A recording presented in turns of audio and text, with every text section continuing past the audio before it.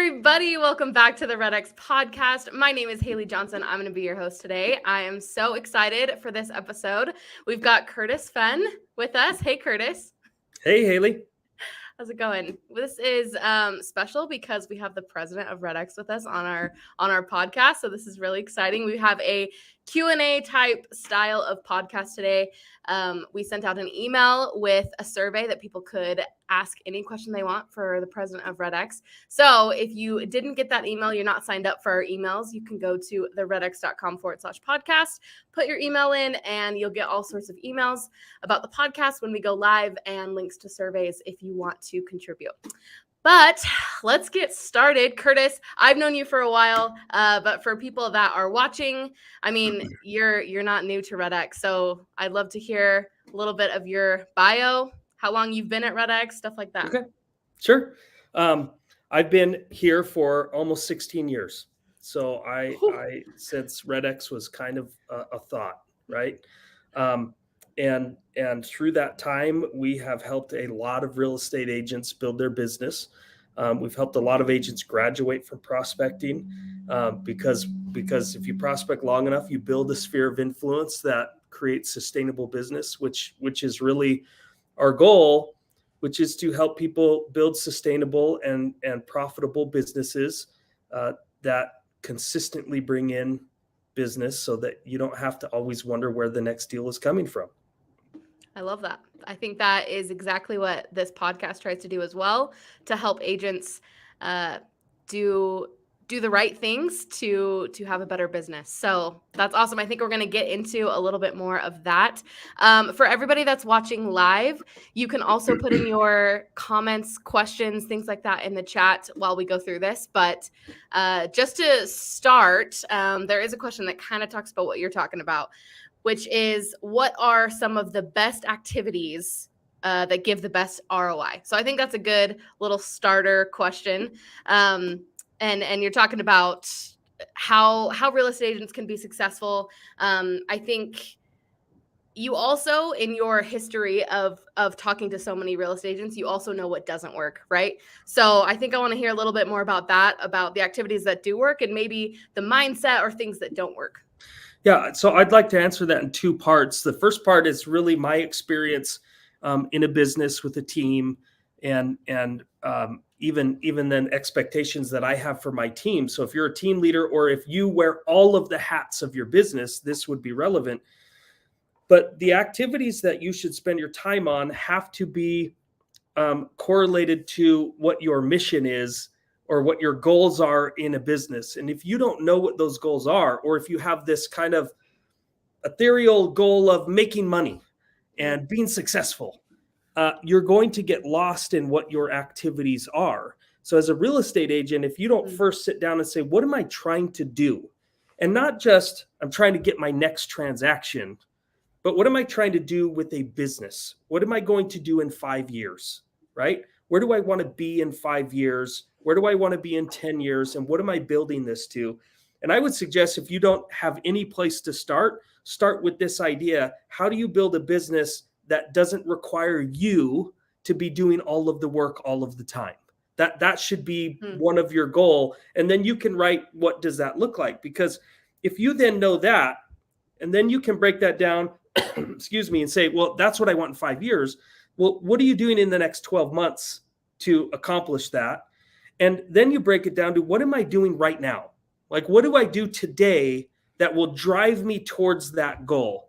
That's the activities that are going to drive you to that. So if you're going backwards as a real estate, now I'm getting into part two, which is all of the experience of talking to hundreds of thousands of real estate agents and what works and what doesn't work in their business, is once you know what you want to build, you have to work backwards from that.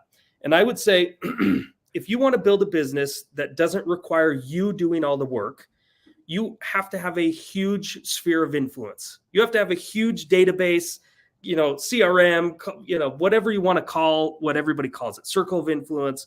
You have to have a bunch of past clients. You have to have a bunch of business contacts that are going to refer business to you. That's the number one source of business you want, because it's the easiest, highest return on your investment. I mean, if you called me and well, we did do this, right? Haley, you bought a house recently, right? Thank you. And it was like, hey, I referred you to a mortgage person. And I don't even know if you used him, so let's not go there. He might be watching, right? But so I referred you to my guy, and that's an easy thing for him, right? Because I think we texted. It was like, hey, so and so meet Haley. Haley meet so and so. You guys should work together, right? And that's what you want in your business as a real estate agent. So if you want that, how do you expedite building that? Yeah. And there's a lot of philosophies around that. We happen to believe the fastest way to do that is pick up the phone, talk to people who are trying to sell their home. FSBOs, expireds, canceled, people who've recently taken off the market, old expireds, people who tried to sell before and they don't realize they have tons more equity than they did 2 or 3 years ago. Call those people and have a ton of conversations so that you can meet people and try to get appointments to get the listing, to get your now business, but form a relationship to put them in your network of people that will eventually refer business to you. I like this because there was another question asked by Chris, and he was asking, let me try to find it. He said, how should I get a database if I'm in a new area, which is exactly what we're talking about, right? So, well, step one is if he's not subscribing, Chris, you got to subscribe.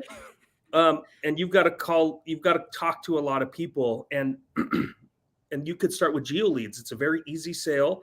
There's still low inventory despite interest rates going up. We're still in this spot where there's, we went from 40 offers to 8 offers, but there's still multiple offers. Oh yeah. And so, there's this inventory thing. Call, GeoLeads, and they'll tell you, well, I don't want to sell my home. And you go, great, but do you mind if we keep in touch and I can keep you up to date on what's going on in your neighborhood?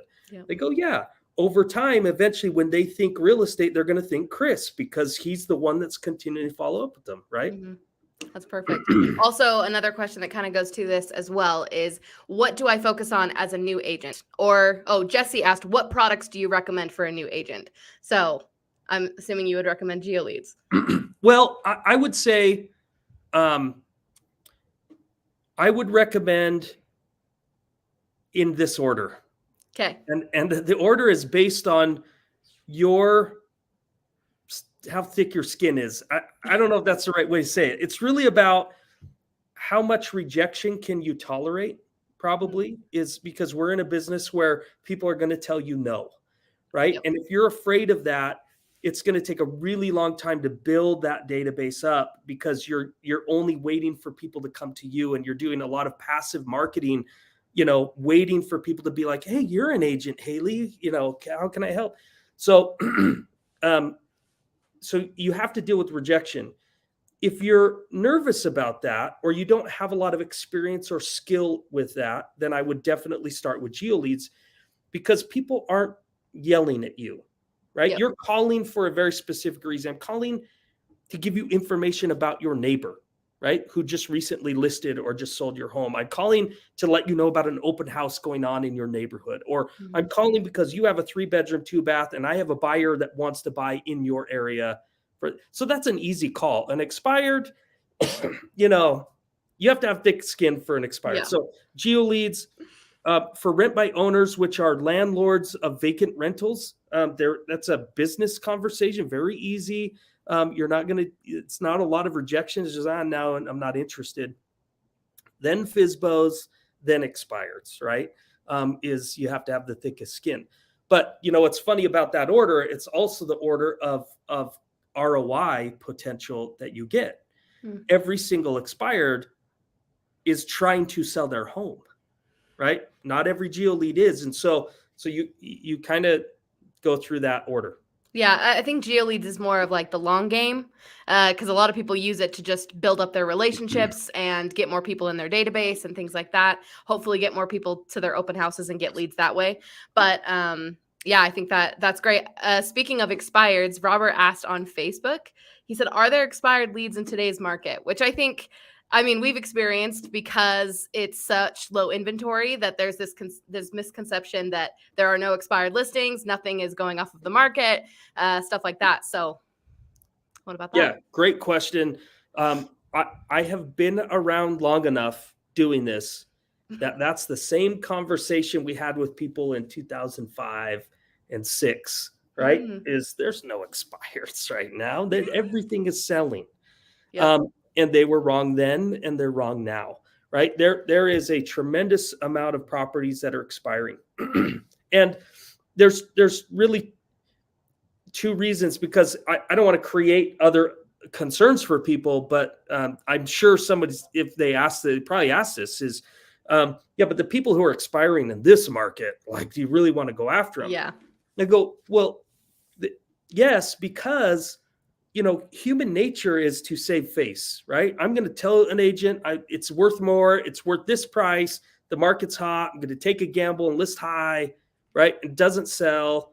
Well, the second time around, they're much more willing to listen to the facts and reality, right?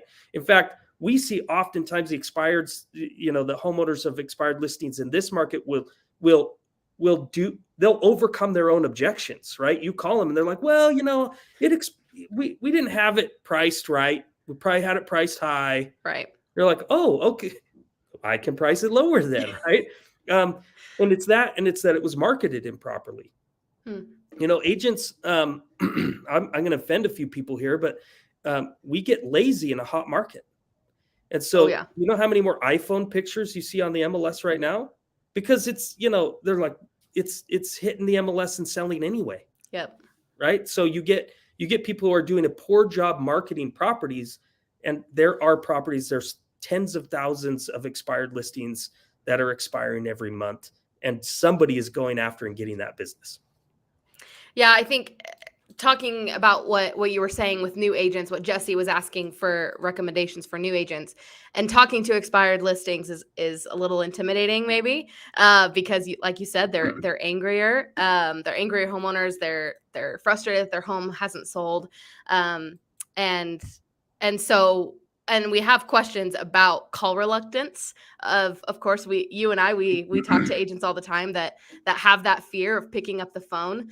But like you were saying, like, they're a little bit more, I mean, they're hot leads. They are ready. They have raised their hand and said, I want to sell my home.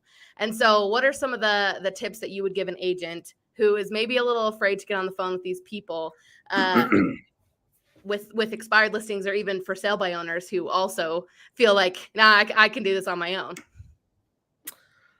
Okay, great questions. There's a lot there.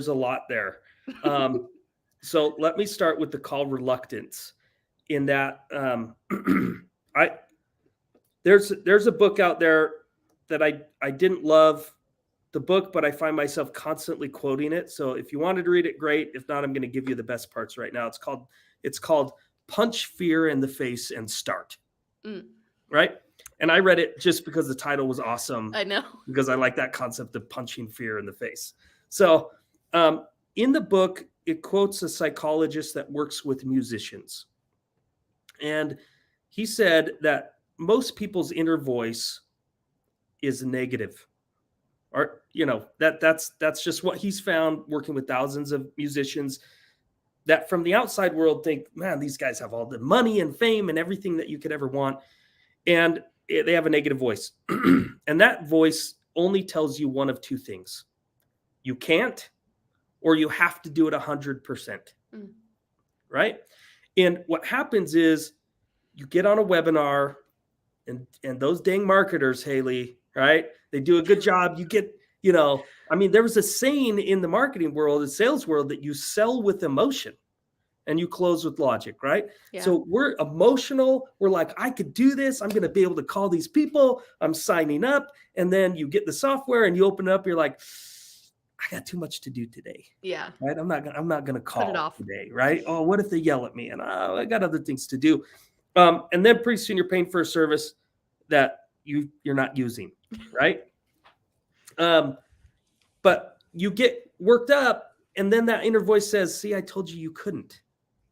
Like it made you feel like you had to do it 100%. And I think one of the best answers that I've heard about procrastination or call reluctance, which is the same thing, you're just procrastinating what you should be doing to grow your business, is that some is better than none.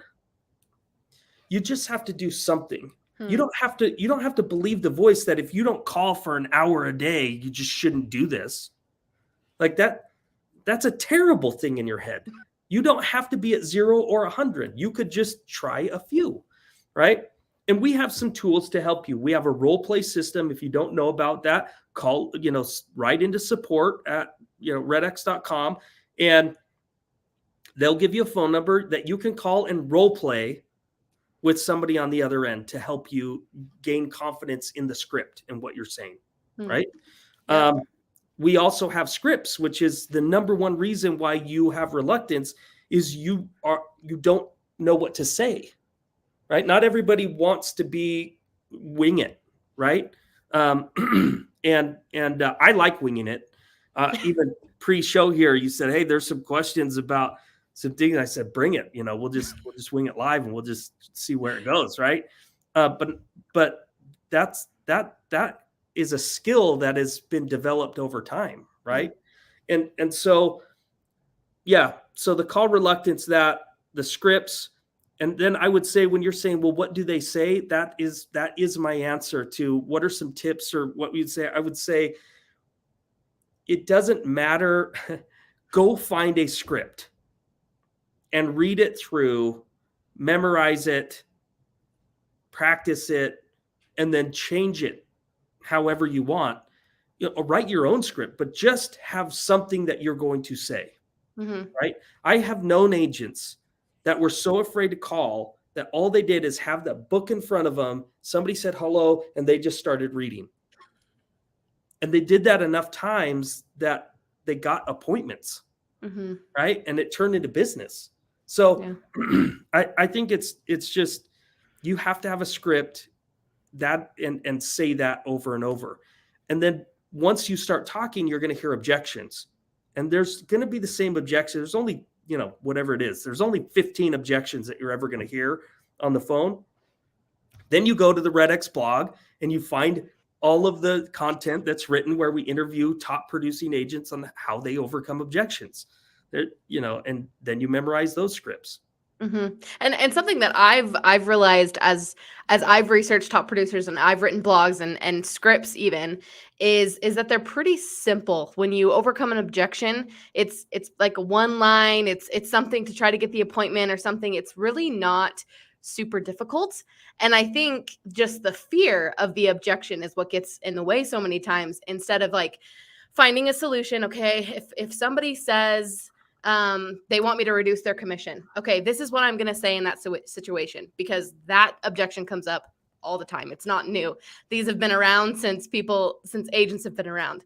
So I like that. I also like that you said that some is better than none, because even like working out, for example, going to the gym every single day is just, when you haven't gone at all, is a little not feasible, and you're going to get burnt out. And so I think the same thing with prospecting. If you go and you hit the phones like 8 hours a day, every day, you're going to hate it. It's going to be miserable, and you're going to be burnt out and stop right at the end. So, and I love that you said just gain confidence. There's resources out there that can help you with call reluctance. It's just, at the end of the day, it's just getting on the phone and just doing it because you know that it's going to produce results. And just getting on the phone is better than not. Even if you don't have the most perfect golden script in the whole world, it'll get there as long as you have something to say. Right. Got that? Awesome. Yep. Okay, so a very popular question that kind of ties into this as well that I want to ask you. A lot of people are asking about the accuracy of our data, of our phone numbers, things like that. Greg asked, what percentage of phone numbers are accurate? And what do you do with wrong numbers? And some people are even saying, like, I got on a call session and had no right information. And I think you and I hear that all the time from agents, because we're talking to customers all the time and trying to improve our product. But I would love to hear your answer to some of those. My first one, again, I hope people don't tune out to when I'll get kind of sciencey here, but stop making excuses.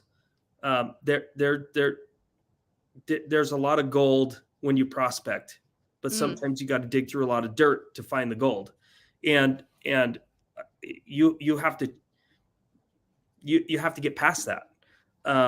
So that's the first answer.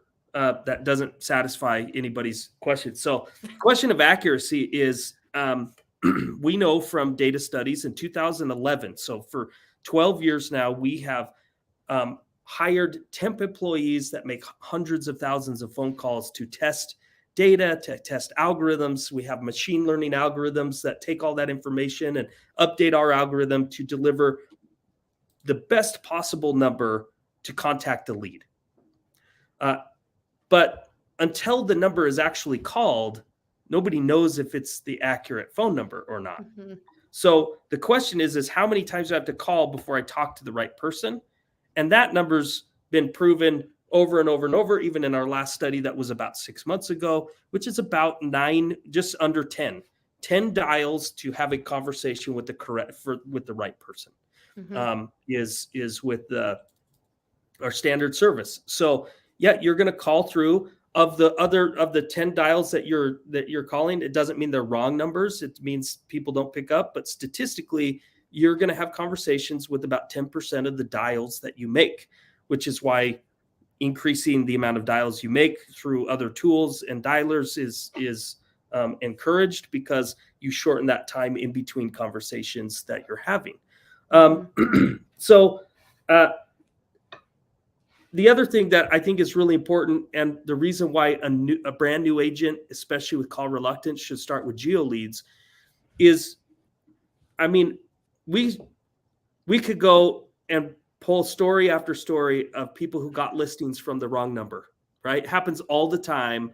And part of that is they know their script. They know what to say when it's not the right. So if you're expecting to talk to an expired listing and it's the wrong number, you can do one of two things. You could say, it's the wrong number, I'm so sorry for calling, click. You could say, I'm Curtis Fenn with REDX Realty, and I was trying to get a hold of somebody, but maybe Providence led me to you. Are you thinking about buying or selling? Or, what neighborhood do you live in? You can turn that into an opportunity because at the end of the day, you should be looking at how many connections with people am I making? Because that person can end up in your database and you don't know when that will turn into a transaction. Right. So we're always trying to form relationships. So take the wrong numbers and turn them into opportunities would be the other thing. But if people really want to know the sciencey thing, 10-1. You're gonna dial about 10 numbers before you have a conversation with the human being that is associated with the lead address. Yeah, I like that. I think we actually just wrote a blog kind of about this stuff. And so I'll just put that in the chat for anyone that wants to go and kind of see more of the sciencey stuff behind it, about connection rates, about data, freshest data, stuff like that. I just put in the notes. But I like that opportunity, connections with people. I think, and we've heard this before, but agents all the time, is that they have a mindset of when they're calling people, they get on the phone, and if they get a no or a wrong number, it's just closer to that yes, right?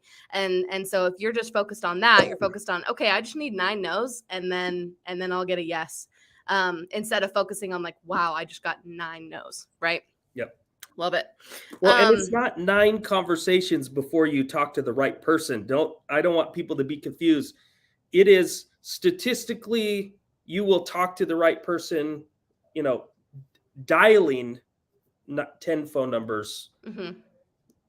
So there's a lot more conversations in 30-minute dialing session. Yeah. Hopefully you don't have to get through 9 no's. Hopefully your script, you just work on your script after that. I mean, and there's sometimes there's better sessions than others. It's not always going to be the same. And so maybe you have a lot more conversations in one than you do the other. Right. And so as long as you focus on the opportunity, then it's great. I do want to bring this up. Matt Fagioli actually asked a question. He said, honestly, how much Mountain Dew can a man drink safely? Matt. That comes from a story. He was in town and we went to dinner and we were at dinner for hours and they just kept refilling my glass. And then it's like, man, I couldn't fall asleep till like 4 a.m. He's like, yeah, you drink like 6 gallons of Mountain Dew. So So, hey, Matt, Those if free you're refills, listening, man. how much red wine can a man actually drink? You know. I love it. All right, well, we got a few minutes here, and I wanted to get to David's question because I thought it was interesting. David asked, "How would you use REDX if you were a lender?" Oh, what a great question. Yeah. So, we have all of the insight data, which would be critical for a lender because it gives a lot of financial information, a lot of information about the property, a lot of interest information. We have filters that you could filter out, you know, all kinds of stuff based on length of residency and equity positions and things like that. So, as a lender, the geo leads with all of the extra information that you can get, you can really filter that down to who you want to talk to about refis or try to get referrals or, you know, even length of residency. Somebody just barely moved in. It's likely they're more likely to know other people who are in the similar situation because that's just what happens, right? As soon as you decided you were buying a house, it was like, oh, all of a sudden everybody in your network they're doing the same thing. So Right. to talk to somebody who just barely moved in their house, or is a really great opportunity. So that's one. The other one is FSBOs. In this market, you know, it's hard. One of the challenges is that in a lot of markets, a FSBO really can get offers on their house, right? Yep. I know that, you know, Crazy. I'm gonna get slayed for saying that, but but you know what a FSBO can't do, and you know, besides what they can't do, why they need a professional real estate agent with all the paperwork and bad escrows and everything else that an agent does. But you know, being able to partner with even a FSBO to pre-qual people who are coming in or to work with them is a really great opportunity for a lender. So I love it. that's just two. There's lots more for lenders. Yes. So That's awesome. Well, we're at the end here. I think I got to some of the questions. Sorry if I didn't get to everybody's, but I think this has been really great past half an hour. Thanks so much, Curtis, for taking the time to come on here and talk to agents. This has been really great for me as well. Just to talk about some of the things that always come up, and the answers to some of those that can help people, especially with a huge influx of new agents that we're seeing as well that are going to run into some of these same issues. So thanks so much, Curtis. I've enjoyed this. We'll definitely have you back on. I mean, we're just across the hall from each other, so this has been great. For everybody that is watching live, thank you so much for showing up live. This is great to have a live audience. If you're listening to this afterwards, thanks so much for watching or listening wherever you like to listen to podcasts. Of course, you can subscribe, like I said, to our YouTube channel. We also have a new Facebook group where we talk about things like this, about how to generate leads and how to convert leads and things like that. If you just search the Lead Gen Conversation on Facebook, join that new group. It's awesome. You'll see me, you'll see Curtis in there as well. So it's awesome. But I think that is it for today. We will see everybody back here, same time, same place next week.